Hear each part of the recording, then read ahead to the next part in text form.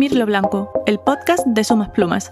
La expresión ser un mirlo blanco se usa para hablar de algo extraordinariamente fuera de lo común o difícil de encontrar, en tono positivo. Un mirlo blanco es algo de una rareza extraordinaria, ya que, en realidad, los mirlos son negros. Soy Clara Mendoza. Si quieres descubrir un montón de datos curiosos, historias fascinantes y temáticas que increíblemente se entremezclan con el hilo conductor de un ser emplumado, sigue escuchándome.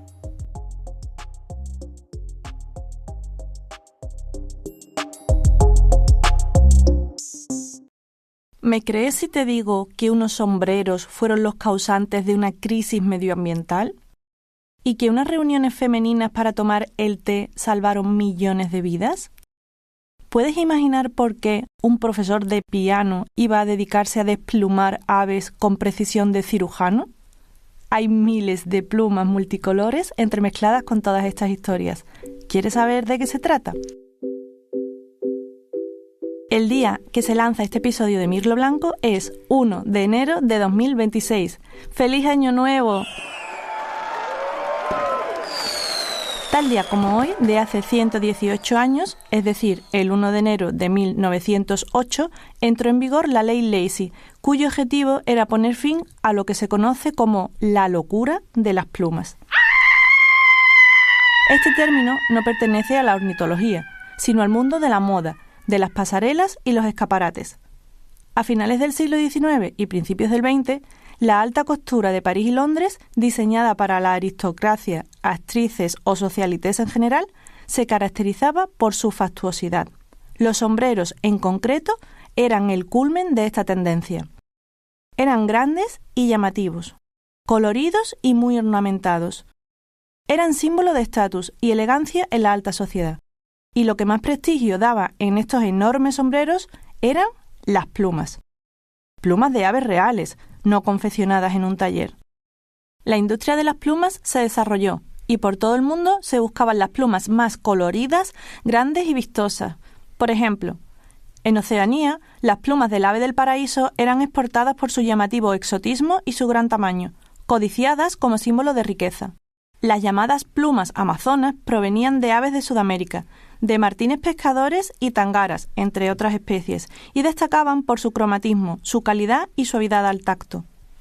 Esta moda también afectó a aves nativas de América del Norte, como garzas, garcetas y espátulas, anheladas por sus delicadas plumas nupciales de color blanco puro. La cría de avestruces para obtener sus enormes plumas se convirtió en una de las explotaciones más lucrativas de Sudáfrica. Y, como máximo exponente de esta tendencia, algunos sombreros lucían ejemplares enteros de pequeñas aves, como los colibríes, disecados y cosidos al ala del sombrero.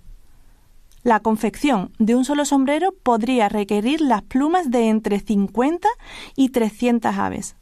Siendo así, no es de extrañar que fueran objetos lujosos, no aptos para todos los bolsillos. A Harriet Hemingway, a principios de 1896, dejaron de gustarle esos sombreros de la noche a la mañana. Ella era una mujer de la alta sociedad de Boston, culta e instruida. Un día llegó a sus manos un artículo que le resultó profundamente perturbador, firmado por William Temple Hornaday, director de la Sociedad Zoológica de Nueva York. El artículo describía la crueldad que suponía conseguir todas esas plumas, muchas de ellas obtenidas durante la época de cría, lo que significaba masacrar a los ejemplares adultos y condenar a muerte a los polluelos.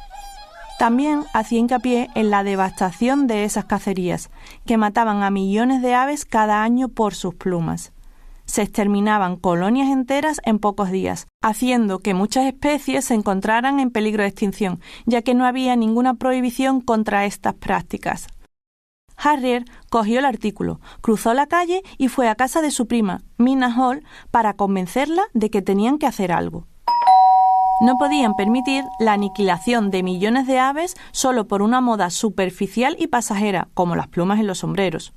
Conscientes de su influencia social, empezaron a reunir a mujeres de su mismo estatus, aquellas acostumbradas a lucir sombreros con plumas, en las conocidas reuniones femeninas de la época para tomar el té.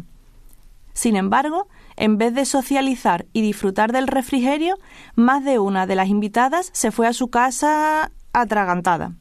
En dichas reuniones, Harrier y Mina hacían todo lo posible por animarlas, suplicarles e incluso presionarlas para que juraran no volver a usar plumas y para que boicotearan la industria sombrerera que promovía su uso.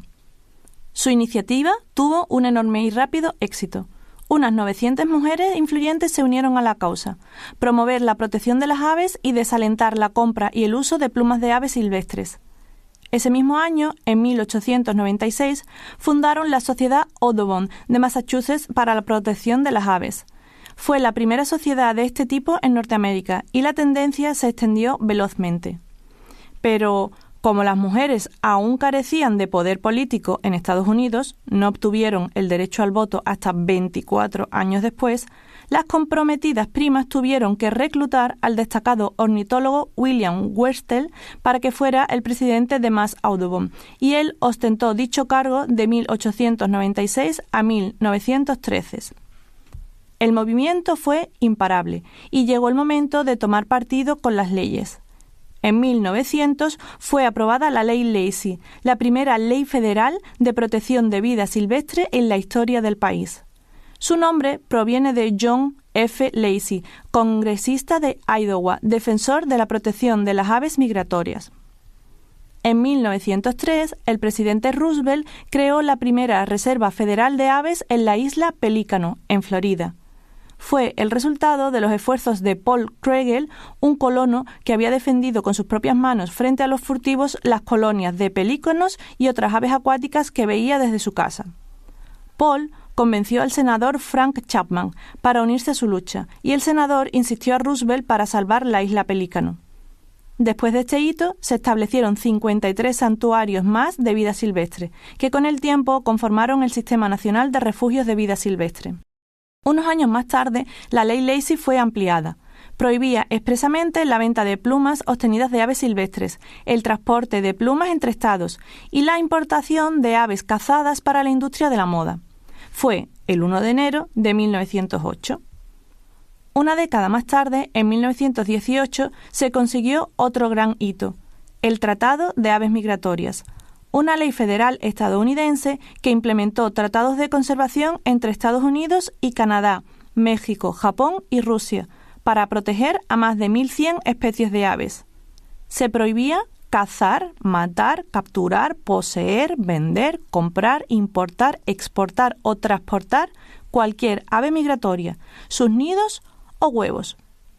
Gracias a estas iniciativas, la garceta nívea, cuyo nombre científico es Egretta tula, que estaba al borde de la extinción antes de 1900, se recuperó en la mayor parte de Norteamérica. Desconozco si Harrier y Mina brindarían con té o con champán para celebrarlo.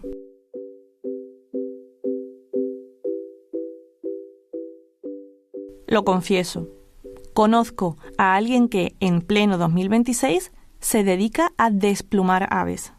Se pone los guantes, coge su material quirúrgico y comienza a quitar una a una todas las plumas del ejemplar que tenga por delante. Si es una golondrina, unas 5.000 plumas. Si es un buitre, unas 20.000. No es sombrerero, no es un carnicero, no es un sádico. Todo lo contrario, es amante de las aves desde pequeño. Tiene una sensibilidad especial y lo hace con un propósito científico. A día de hoy cuenta con una oficina donde almacena con escrupuloso orden millones, literalmente, de plumas.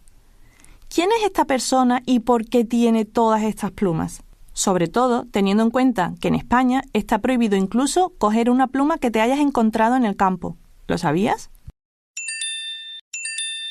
Hola Clara, cariño. Pues mira, ahora mismo estoy llegando a Sevilla, estoy en Sevilla. Acabo de aparcar y ya ahora para casa. Abro paréntesis. La primera vez que Pablo me llamó cariño, pensé, perdón, ¿te conozco de haber hablado 3 veces por Instagram? Bueno, permíteme exagerar un poco que soy andaluza. Quizás eran algunos mails y algunos WhatsApp, pero no nos conocíamos apenas. Luego, cuando lo he ido tratando más, me he dado cuenta de que él es así. Él no hace las cosas con medias tintas. Lo mismo se involucra a muerte con su proyecto, del que te voy a hablar en breve, que se implica muchísimo con la propuesta de una casi desconocida para aparecer en su podcast. Cierro paréntesis. Me está gustando esto de los paréntesis. Nació y ha vivido gran parte de su vida en Almendralejo, provincia de Badajoz, Extremadura. Desde que tiene uso de razón, las aves han formado parte de su vida, pues su padre fue uno de los fundadores en 1990 de la ONG DEMA, acrónimo de Defensa y Estudio del Medio Ambiente. Recuerda que, de pequeño, le levantaba muy temprano para ir con él a hacer fotografía ornitológica. Este niño, llamado Pablo, a los 7 años empezó a recibir clases de piano en el conservatorio. De adolescente también dio muchas clases de circo. Así, llegado a los 18 años tenía un dilema. ¿Estudiar biología o veterinaria por su amor a las aves? ¿Matricularse en arte dramático como continuación de sus habilidades circenses? ¿Sacarse la carrera de piano, que son solamente 14 años?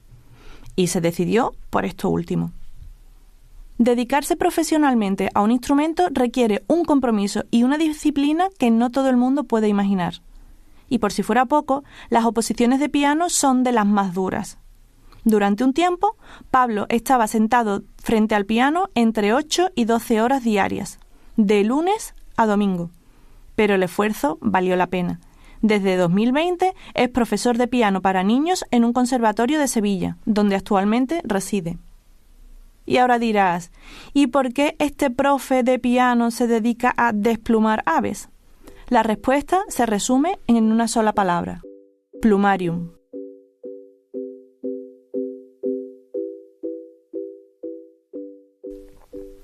Plumarium es un proyecto inédito en España. Plumarium es una apuesta científica y divulgativa para acercar la avifauna ibérica al gran público a través de las plumas. Es un catálogo de todas y cada una de las plumas de vuelo de aves de, hasta la fecha, 99 especies y más de 150 ejemplares, que está disponible en la web homónima para cualquiera que quiera consultarlo. Plumarium es el sueño loco de aquel niño al que le gustaban las aves, que con tesón, disciplina y muchas horas de su tiempo libre ha convertido en realidad el profesional de piano que es hoy. En 2019, Pablo Fernández de apellido, que no te lo había dicho, empezó a rumiar esta idea en la cabeza y pudo hacerla realidad en 2021, no sin pocos obstáculos. Porque, como te decía antes, es ilegal recoger incluso una pluma que te encuentres en el campo. Entonces, ¿cómo ha conseguido todas estas plumas? Era tan novedoso lo que quería hacer que ni la administración sabía qué permisos tenía que pedir exactamente. Lo más importante fue conseguir un aval científico, que obtuvo tras tocar a muchas puertas en la Universidad de Sevilla. Con el aval y los pertinentes permisos, comenzó a recibir ejemplares. Cuando un ave muere en un centro de recuperación de fauna, lo congelan y se lo envían a Pablo. Él se encarga de todo el proceso. Le quita las plumas, una a una, con el bisturí. En desplumar un cernícalo puede tardar 8 horas, para que te hagas una idea. Luego las limpia y las cataloga poniéndole un código único en el cañón de cada pluma. Es un código que ha creado él y que es fundamental para saber de qué parte del ave es y en qué orden va. Después las almacena con sumo cuidado. Posteriormente viene la parte visible, realizar todas las fotografías. Las coloca pluma sobre pluma formando las diferentes partes del ave. El ejemplar de águila imperial adulta que hay en la web consta de 72 fotografías con diferentes composiciones. Y por si fuera poco, luego viene la parte de medición para realizar la ficha técnica para la web y la difusión del contenido. Pablo no es capaz de decir cuántas plumas tiene en total ni cuántas horas ha echado en este proyecto. Durante años lo ha hecho por amor al arte, quiero decir, sin ningún tipo de remuneración. El 24 de febrero de 2025 salió a la luz su Guía de Identificación de las Plumas de las Rapaces Diurnas de la Península Ibérica, Baleares y Canarias. Tiene tan solo 740 páginas y unas 3.000 fotografías hechas por Pablo a las plumas de 31 especies. Esta guía, editada por Tundra Ediciones, ha tenido una gran acogida en el público, llegando a agotarse en varias librerías. Aunque su primera publicación sea sobre rapaces, el creador de Plumarium lo tiene claro. Las ardeidas siempre han sido fuente de inspiración, me confiesa. Las ardeidas son una familia dentro de las aves pelecaniformes que incluyen más de 70 especies y son comúnmente conocidas como garzas. Algunas de ellas casi fueron empujadas al borde de la extinción por culpa de la moda de los sombreros con plumas. Pablo nos cuenta lo que las ardeidas significan para él con sus propias palabras. Desde bien pequeño sentí admiración por estas aves. Su elegancia, su presencia, su paciencia e ingenio, incluso su desconfianza y rareza hacían que no pudiese parar de pensar en ella. Precisamente una garza real es la protagonista del logo de Plumarium, algo que siempre tuve claro desde un primer momento. Son especies que en la zona donde me he criado, en Extremadura, no son nada frecuentes, quitando la garza real, que pantanos, embalses y pequeños humedales tenían el privilegio de albergar. Pero en general, de todos los días que salía al campo, rara vez te topabas con alguna de ellas. La sorpresa vino cuando, al poner en marcha el proyecto, en la Cañada de los Pájaros, en la Puebla del Río, hogar y cuna de Plumarium, tuve la fortuna de vivir de cerca lo que son las ardeidas. Garzas reales, garzas imperiales, garcetas comunes y grandes, garcillas cangrejeras, garcillas boyeras, incluso algún que otro avetorillo. Pasé semanas aprendiendo de ellas, observándolas y apuntando los comportamientos que veía tan de cerca. Aquí comenzó mi pequeña obsesión con este grupo de aves. Maribel y Plácido, los dueños de la cañada, sabían de estas ansias de conocer más, y el primer ejemplar que ellos me cedieron para el proyecto fue una garcilla cangrejera, Ardeola rayoide. Aquel momento lo tengo tatuado en la memoria, una especie con la que tanto había soñado, una especie que había visto en contadísimas ocasiones en mi Extremadura querida, una especie tan fascinante y a la que nunca antes había tenido acceso. Para mí era una de las especies que, cuando me preguntaban, de las especies que no tienes en la colección, ¿cuál sería la que más ilusión te haría? Sin duda alguna, esta era una de las primeras en salir. Cuando tuve aquel ejemplar en mis manos, trabajé en él como si no existiese otro mundo, analizando cada una de sus plumas, mirando cuidadosamente el despliegue de colores de aquel individuo con plumaje nupcial. Catalogando y clasificando aquellas plumas tan delicadas, pasé horas y horas de disfrute, poniendo pluma sobre pluma, creando el puzzle. Me iba dando cuenta de cómo se formaba esa forma redondeada tan característica que tienen en las alas. Fue increíble. A día de hoy, 5 años después de la creación del proyecto Plumarium, cada vez que le preguntan a Pablo por qué especie soñaría tener en la colección, una ardeida sigue liderando la lista. Otra eminencia, el abetoro, el fantasma de los humedales. Es una especie que ni siquiera ha logrado ver en el campo, pero que le fascina. Lo que vas a escuchar ahora son palabras suyas en mi voz, que dejan de manifiesto lo que le hacen sentir las garzas. Todo en ellas merece que nos detengamos a aprender, a observar y a disfrutar. Durante los periodos de celo, lucen un plumaje nupcial repleto de plumas ornamentales por todos lados. En el pecho, la gorguera del cuello, el moño, el manto, las escápulas. Sus plumas hacen de ellas auténticas obras de arte de la naturaleza. Se me vienen a la cabeza fotones de grandes amigos donde la protagonista es una de ellas a contraluz con todo el plumaje de la espalda erizado. Por otro lado, son aves que, por norma general, suelen anidar en colonias. Es un espectáculo ver cómo se desenvuelven y comunican en esas algarabías. La primera vez que tuve un huevo de estas especies me llamó muchísimo la atención el tamaño que presentan. Son realmente pequeños en comparación al tamaño que tienen los adultos. Por ejemplo, una garcilla cangrejera tiene una longitud de unos 50 centímetros y su huevo, de tintes azulados, no llega a los 3 centímetros.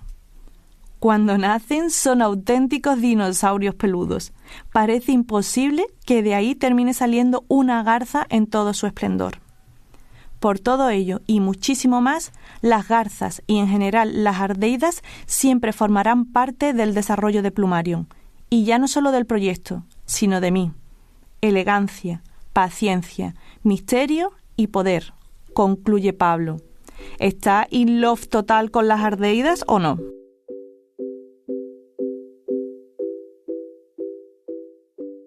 Pablo de Plumarium no es el único al que las garzas han fascinado. De hecho, históricamente, son una familia de aves que siempre ha llamado la atención de la humanidad. Y no me extraña. Hay 77 especies de ardeidas, llamadas comúnmente garzas. Son, en su mayoría, aves esbeltas, con cuellos largos y picos puntiagudos. Las ardeidas habitan por todo el globo terráqueo, excepto en los polos. Su hábitat está vinculado con el agua. Puedes encontrarlas cerca de ríos, lagos, arroyos, charcas, marjales. Las hay gregarias, que forman grandes y muy ruidosas colonias, y otras de costumbres solitarias. Una característica indiscutible de las garzas es que vuelan con el cuello plegado, a diferencia, por ejemplo, de las espátulas o cigüeñas. Esto las hace inconfundibles en vuelo. Algunas de ellas desarrollan unas plumas especiales, filamentosas, durante el periodo nupcial, aquellas que fueron tan codiciadas por los sombrereros. Una de las características más curiosas de ciertas garzas es que poseen algo llamado plumón de talco. Este se desarrolla en parches localizados en el pecho y dorso y tiene la apariencia de un mechón de plumas revueltas y polvosas. A diferencia de otros tipos de pluma, el plumón de talco crece continuamente, o sea, no le afecta la muda. Se desintegra en pequeñas hojuelas polvosas, que son esparcidas por las aves en todo su cuerpo, ayudadas con su pico. Su misión es limpiar el plumaje y protegerlo del agua y de las inclemencias del tiempo. Por eso, me ha dicho Pablo, cuando se tiene una pluma de garza en las manos, presenta ese tacto tan característico, casi aterciopelado, cubiertas con un invisible polvillo. Por cierto, los huevos de las ardeidas son de distintos tipos de azules. Personalmente, me fascinan sus técnicas de alimentación. Te hago un breve recorrido de qué y cómo comen, mencionando algunas especies observables en España. Las garcillas bueyeras son un ejemplo de especialización alimentaria. Acompañan a los grandes herbívoros, de ahí lo de bueyeras, y se comen los insectos que rodean a dichos animales.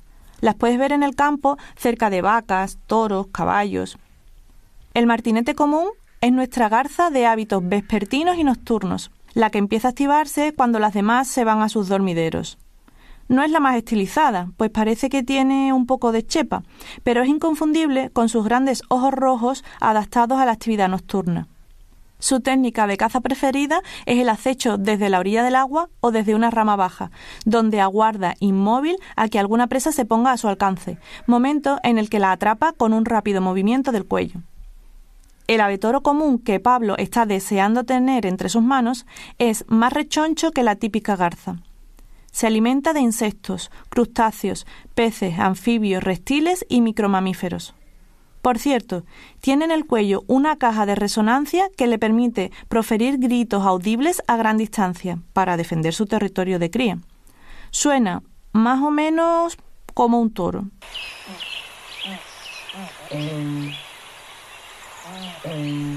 A veces, en cambio, si percibe peligro, se queda completamente inmóvil y con el pico hacia arriba.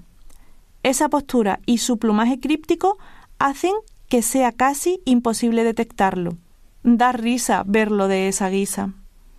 La garza real es a la par común y majestuosa. Lo cortés no quita lo valiente.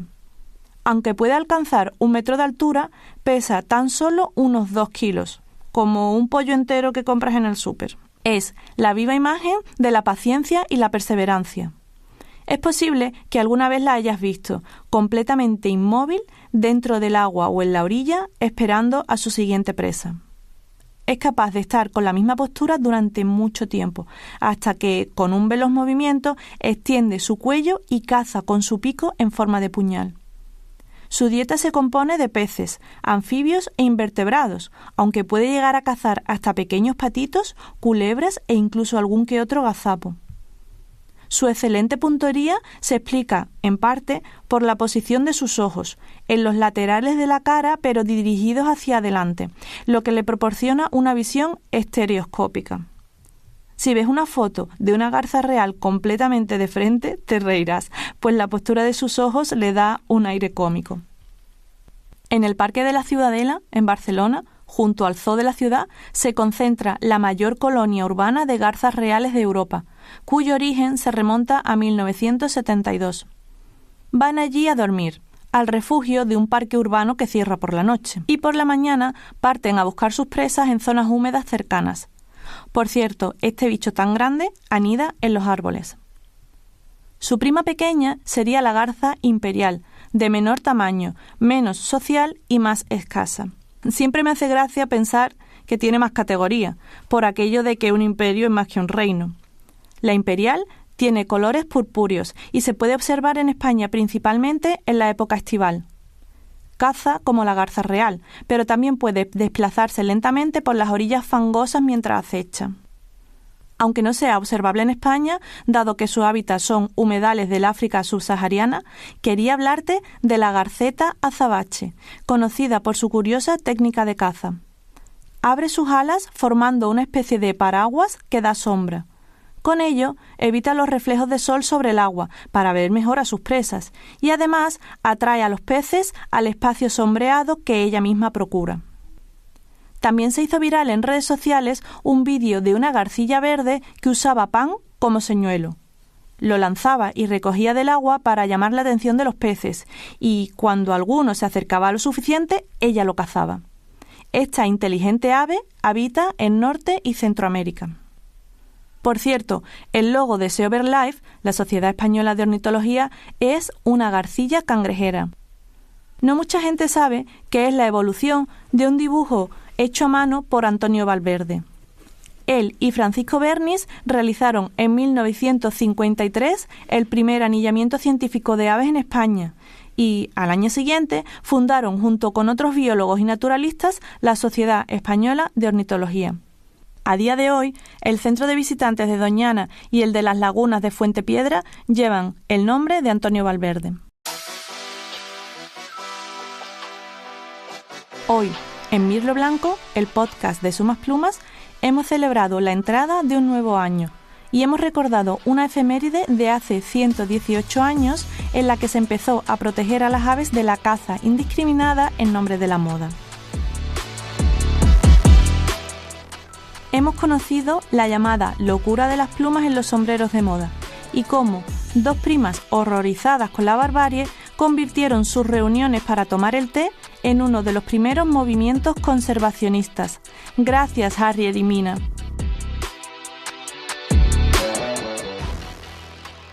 Hemos conocido el proyecto Plumario y a su fundador, Pablo Fernández, un profesor de piano que soñaba con las ardeidas aunque no las solía ver de pequeño en su Extremadura natal. Hemos entendido la grandiosidad de su catálogo de plumas, único en España, delicioso a la vista y útil tanto para la ciencia como para el ciudadano de a pie. Su perseverancia y su delicadeza le acompañan tanto tocando las teclas del piano como extrayendo plumas con el bisturí. Y por último, nos hemos maravillado con las habilidades cazadoras de las garzas, una familia de aves que nos ha llamado la atención desde tiempos inmemoriales.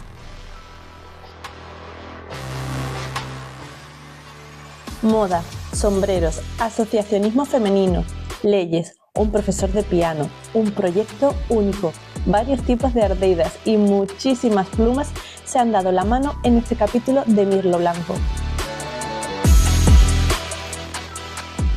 ¿Qué especies y qué historias encontrarás en el siguiente? No te lo pierdas para saber la respuesta y para seguir descubriendo curiosidades, con y sin plumas. Soy Clara Mendoza y este ha sido un nuevo episodio de Mirlo Blanco, un podcast de Sumas Plumas. Hasta el próximo día 1 del mes que viene, sed perdices como felices.